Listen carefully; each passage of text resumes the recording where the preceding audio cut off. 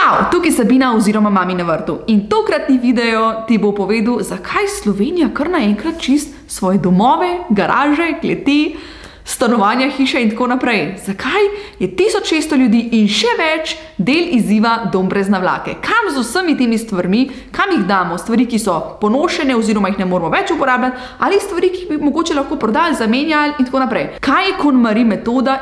Vse zveš v tem videu.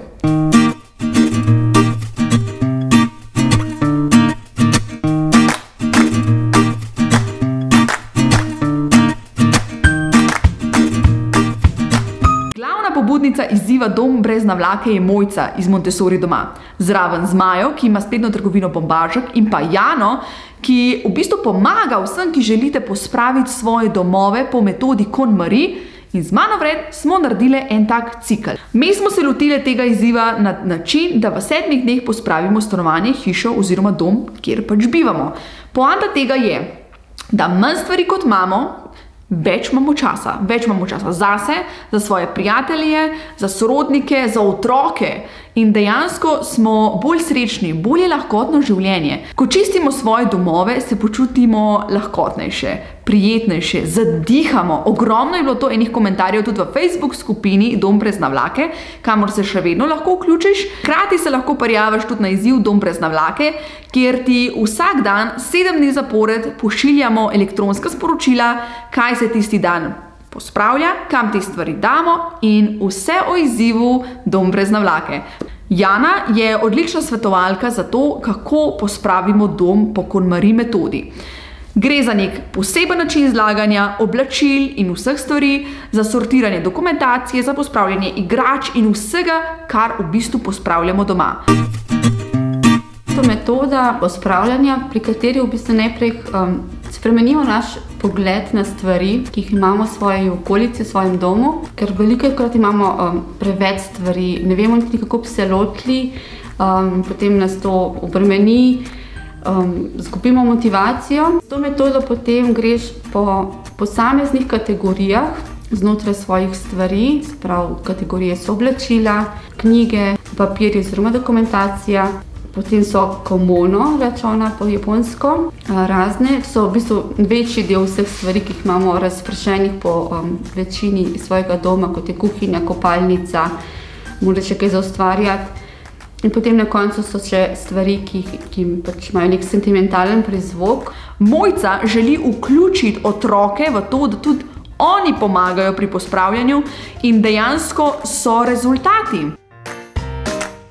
Mi smo v bistvu otrokom vzgled v tem smislu, kako mi skrbimo za svoj dom, kako smo skrbni, kako ga organiziramo, kako imamo v bistvu urejenega, pa ne v tem smislu, da je zdaj naš dom sterilen, da je čist, da je tipi-top, ampak v bistvu, da je naš dom, kot tako Jana rada reče, oaza sproščenosti, ena taka oaza miru. Otroke vključimo v ta proces pospravljanja in seveda jih ne bomo vključili takrat, ko so najstniki, ker bodo rekli, ok, kaj pa je tep mama, a zdaj bom pa jaz kar pospravljal, mislim, ne, si to ti celo življenje počela. Otroke v bistvu treba vključiti takrat, ko pokažejo za to interes. In interes za to, da bi želeli pospraviti stvari, je takrat, ko se nam zdijo pravzaprav premajhni za to. To je na primer pri letu pa pol, ko otrok začne hoditi, ko se mu sprostijo obe rokici, ker prej, ko se je kobacel, je imel roki v bistvu na tleh, zdaj pa lahko z rokami dela, zdaj lahko prime svojo majico in jo odnese v koš, recimo za perilo, lahko prime svoj krožnik in ga odnese na mizo. In tako v bistvu je treba otroke vključiti v naše vsakdanje življenje, v bistvu pospravljanje. Treba je pa vedeti, da otroci majhni seveda ne bodo pospravili stvari tako, kakor si mi želimo, kakor mi, se pravi, smatramo, da je nekaj pospravljeno. In to je v bistvu v redu, ker želimo pravzaprav otrokom nekako prizgojiti ta občutek za to, da sodelujejo z nami starši, z družino, da smo mi v bistvu kot nek tim, ki skupaj skrbimo za to, da je naš dom nekako urejen, pospravljen in organiziran. In konec koncev se tudi otrok počuti koristnega in ima v bistvu tisti občutek, zmorem, ker tudi se pravi, da nekaj naredi sam, ok, jaz to zmorem, in iz tega občutka v bistvu raste tudi samozavest, pozitivna samopodoba, in tudi to je v bistvu zelo pač pomembno. Maja ima ogromen pomen, kar se tiče etičnega nakupovanja, in kaj pomenijo v bistvu oblačila, ki jih nosimo, materiali in vse to. Ko mi je Mojca decembra omenila, da se bo lotila pospravljanja svojega stanovanja po KonMari metodi, me je prižgala eno tako iskrco, ker me to res zelo navdušuje. Jaz sem že pred leti pospravila vse svoje stvari po tej metodi in od takrat naprej res drugače gledam na to in z veseljem pomagam tudi drugim, če me prosijo za pomoč. Tako da ja, smo z Mojco nekako takrat skupaj stopili na to pot. Ona je dala potem tudi pobudo za izziv in nekako so se stvari spontano odvile in krasno so se odvile. Navdušuje minimalizem na vseh področjih, v tem smislu, da imamo res manj stvari, pa tiste dobre, da skrbno izbiramo, čemu in komu namenjamo čas in denar v svojem življenju. Verjamem, da, zdaj, če se navežem na temo izziva, da če naredimo prostor stvarem, ki nas veselijo, radostijo, se nam to res tako odraža na več nivojih v življenju. Dejansko naredimo prostor za nova doživetja, ko umaknemo stvari. In tudi spodbujam, da kupujemo manj, pa tisto kakovostno. Včasih se kdo poheca, da imam spletno trgovino, pa spodbujam ljudi, da ne kupujejo manj, ampak ja, dejansko verjamem, da če kupimo kakovostno, če kupimo otroku oblačilo, ki je mogoče malo preveliko, pa zavihamo rokave in je lahko za dlje časa, če je oblačilo kakovostno, da ga lahko ponosi tudi sorojenc, je to samo dobro za nas, za naše okolje. Načela pravične trgovine zelo podpiram, res verjamem, da moramo preudarno nakupovati, da moramo biti pozorni tako na okolje, kot na ljudi, ki oblačila oziroma te izdelke, ki jih kupujemo, izdelujemo. Res ni vseeno, kje kupujemo, kaj kupujemo, ker si vsi zaslužimo dostojno življenje. Ko pospravljamo, je zelo pomembno, da se vprašamo, kaj je tisto, kar potrebujemo, kaj je tisto, kar nam prinaša veselje, potem pa je tudi zelo pomembno skrbno ravnati s tistimi stvarmi, ki so za stran, bodi si, da jih doniramo, da si jih izmenjamo, to se mi zdi super. Če pa dejansko gre za neke odpadke, je pa zelo pomembno, da jih skrbno ločujemo, da jih odnesemo v centre ponovne uporabe oziroma da se obrnemo na tiste, mami na vrtu, ki nam lahko svetujejo, če se nam kaj zatakne, če ne vemo, kam s stvarmi, ker dejansko vse, kar damo stran v okolje, se nam na nek način vrne in pride spet nazaj k nam. Tako da zelo pomembno je, da res preudarno nakupujemo in ravnamo s stvarmi, ki jih imamo. Se vprašamo, preden nekaj kupimo, če to res potrebujemo, da dvakrat premislimo, se pravi, da domov res prinesemo tiste stvari, ki nam bodo služile čim dlje časa in ki nam prinašajo veselje. To je res pomembno. Ja, pa še to. Ekobombaž ni samo modna muha, ni za tiste, ki si lahko privoščijo samo dražje in več. Je dokazano bolj prijazen do ljudi, do okolja in nenazadnje tudi do naših denarnic. Mislim, da je to slednje tudi eno tako sporočilo, ki se dotika celotnega izziva.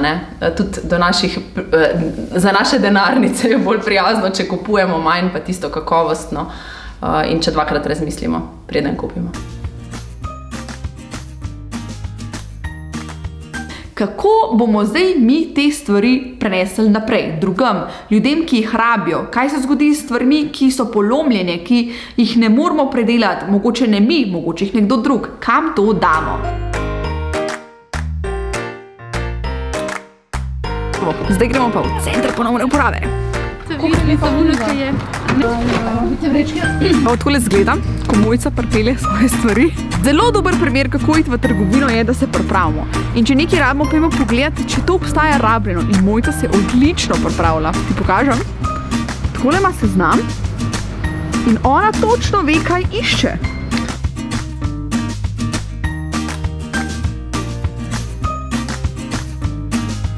Super, poglej. The best. Evo, to je idealno za Montessori vrtec. Pa Res, le, to je vrček, mečkan, zaprljivata, veš. To je to. No, jaz bi tole zdaj rečemo že kupila, ne. A bi majhani.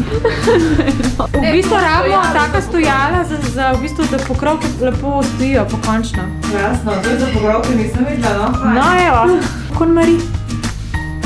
Veš? Preden gremo iskat nekaj novega, da bomo pač to kupili, ker nekaj rabimo, dajmo pogledati, če to obstaja v second hand trgovinah. Recimo, odličen primer je center ponovne uporabe in več jih imamo v Sloveniji, ni samo v Ljubljani.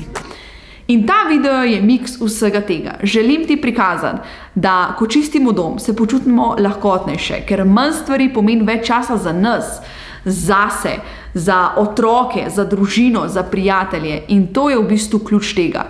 Kar pa želimo tudi punce povedati je, da ni zdaj poanta tega, da vse stvari, ki jih imamo, damo ven, oziroma večina, in potem damo samo v tisto črno kanto. Ne.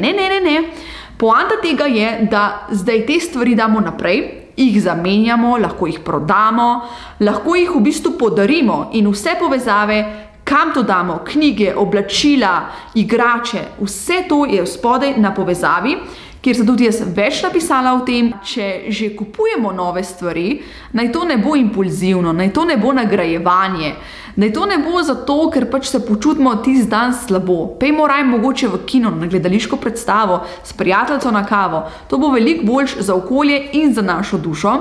In ni pomembno, da zdaj kupujemo več stvari, ker smo spraznali omaro oziroma imamo več prostora v njej za nove stvari. Ne. To pomeni, da kupujemo stvari, ki jih dejansko rabimo.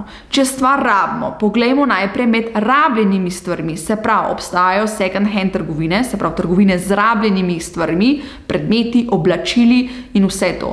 Spodaj sem dala tudi povezavo do zemljevida po celi Sloveniji, kje take trgovine se nahajajo. Tako da klikam tam, zemljevid second hand trgovin po Sloveniji.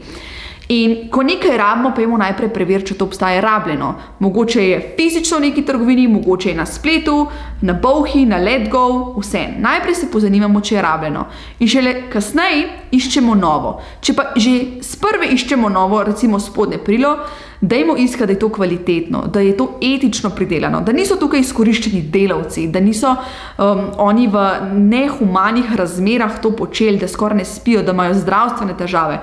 Dajmo pomisliti na to, ker s tem, ko mi nakupujemo, volimo, česa želimo še več na policah. Želimo še več majic iz trgovin, kjer so po 5 evrov ali pa še manj in so izkoriščeni delavci, ali želimo majice, ki so sicer dražje, ki bojo zdržale več, ampak ljudje niso bili izkoriščeni.